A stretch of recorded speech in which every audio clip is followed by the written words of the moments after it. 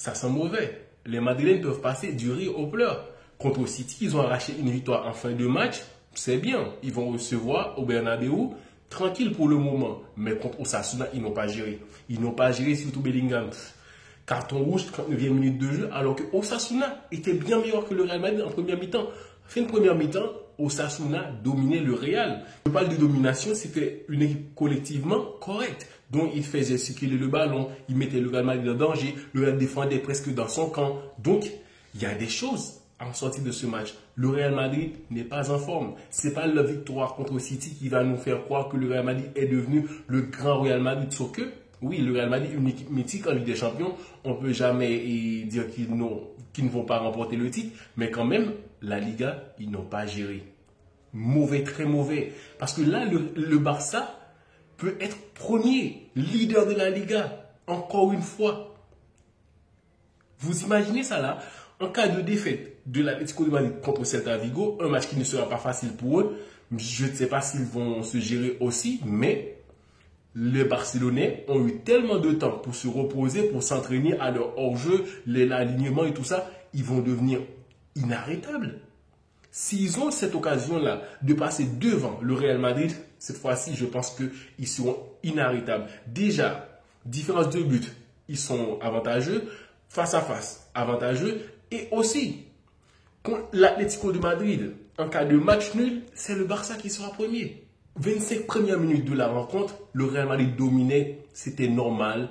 Et ils menaient un but à 0, but de Mbappé, très belle passe de Valverde, Rassol et Mbappé qui a pu mettre son 17e but.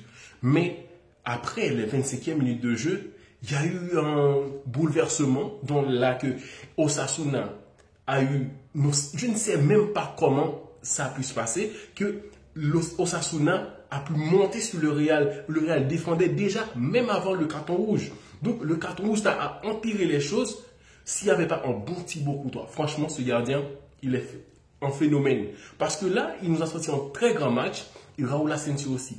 Raúl Asensio a fait un très très bon grand match. Et Tchouaméni à son côté plutôt correct.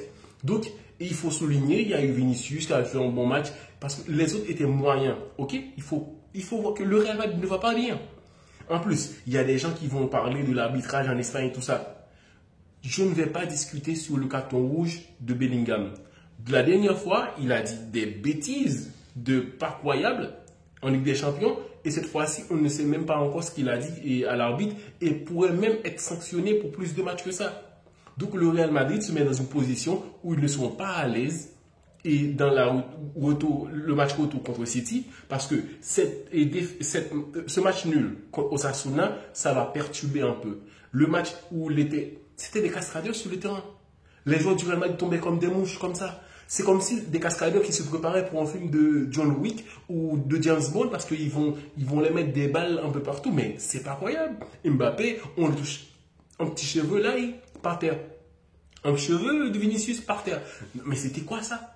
Donc le Real est dans la galère parce que le match, la victoire contre City en Ligue des Champions, c'est pas ratio, hein, c'est un but. Donc au cas où City mène un but à 0, c'est déjà à égalité dans la série. Donc une fois que City mène un but à 0, ce qui est très probable, parce que là, ils sont chauds. Hein. Marmouf, il a marqué un triplet et ça donne un peu d'énergie, quoi, de la confiance, un peu de tout. Parce que, imagine bien, et ce joueur-là, important, qui est bien et dans sa tête, il n'était pas titulaire contre le Real. Attendez-vous à voir ce joueur-là titulaire avec plus d'énergie, plus d'envie de battre le Real Madrid. Donc là, il y aura un match de choc. Et je pense bien que ça finira sur un match nul. Un match nul, pour le Real Madrid, ça sera avantageux, ils seront qualifiés. Mais ça ne va pas être difficile pour les merengues. Donc, il s'est mis dans une mauvaise position. Parce que là, une victoire contre Osasuna, ça aurait été tellement bien pour eux. Ils sont frustrés après ce match. Oui, vraiment frustrés après ce match. Donc, le mental, ça ne va pas être tranquille. Et avoir plus de la pression contre City. Le Real Madrid va sûrement essayer de contenir les attaques citizens, donc rester plus dans un bloc bas. Ça va. Les Madrilènes peuvent passer du rire aux pleurs. Il faut s'attendre parce que ce match-là, il y a eu tellement de tournants où l'Osasuna était supérieur au Real Madrid.